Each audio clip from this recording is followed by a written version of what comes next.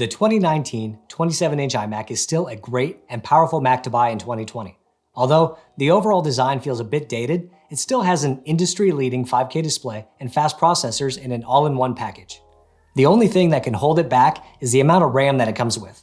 How do you know if you need more RAM? How do you install it? And what's the benefit? Let's find out. Hey, I'm Jerry, and I just got this refurbished iMac from the Apple Store with a 6-core i5, Radeon 580X, and an insufficient 8 GB of memory. Luckily, the 27-inch iMac lets you easily upgrade the RAM, which is accessible through a backside hatch. But do you need to add RAM? If you open Activity Monitor and look at the Memory tab, you can see down at the bottom the swap used.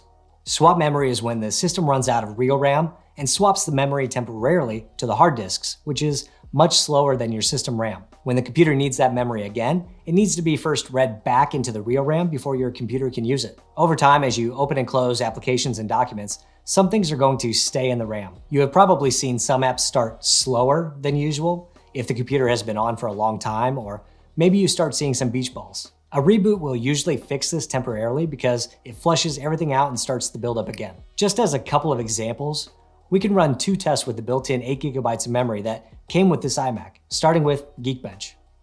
As we run through the Geekbench test, you can see that the used memory goes quite high, but we're not really adding to the swap memory, which is good, which also means that it's self-limiting because it has limited memory available. The final results of this test on this iMac with 8 GB of RAM is a single core of 934 and a multi-core of 3930. Another way that we can test the memory usage is by exporting a video in Premiere Pro. I'm going to export a 90-second clip of my previous video. There are no pre-rendered files, and we're going to use the standard YouTube 4K preset. I will start a stopwatch to record the speed. You can see right away that the swap usage jumps, meaning it's relying heavily on the hard drive for temporary memory. And this test completed in 1 minute and 48 seconds, which is slower than real time, and it used well over 1.5 gigs of swap memory. Now I have here this OWC 32 GB kit that I'm going to install into this iMac, along with the original 8 GB for a total of 40 GB of RAM. To do this, you need to lay the iMac on a soft, flat surface. Above the power connector is a small button that needs to be pushed in to release the memory hatch on the back of the iMac. This does take a little bit of force. On the back of the hatch is a small diagram, but what you need to do is push the 2 gray tabs toward the center and the RAM tray will spring out. Now you can add the additional memory modules along with the original factory modules. When done, push the memory tray back in until it clicks and replace the hatch. All right, so now we're back up and running with a total of 40 GB of memory. We can open up Activity Monitor and run the same Geekbench and Premiere test we did before and see if the performance improves. Right off the bat, you can see that we're not using any swap memory, and we can start the Geekbench test. With more memory, Geekbench is not being limited or using swap.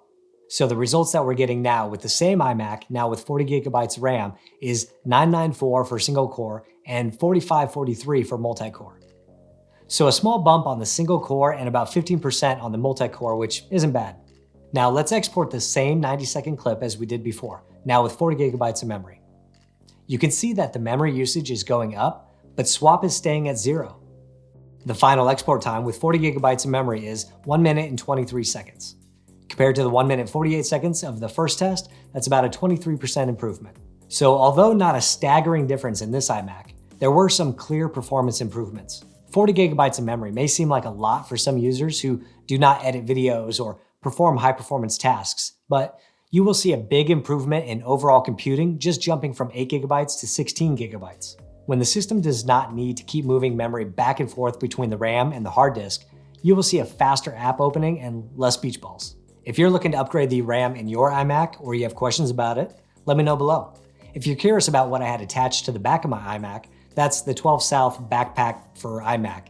It's a stand that allows you to put a portable hard drive on top of it and keep it and the cords out of the way.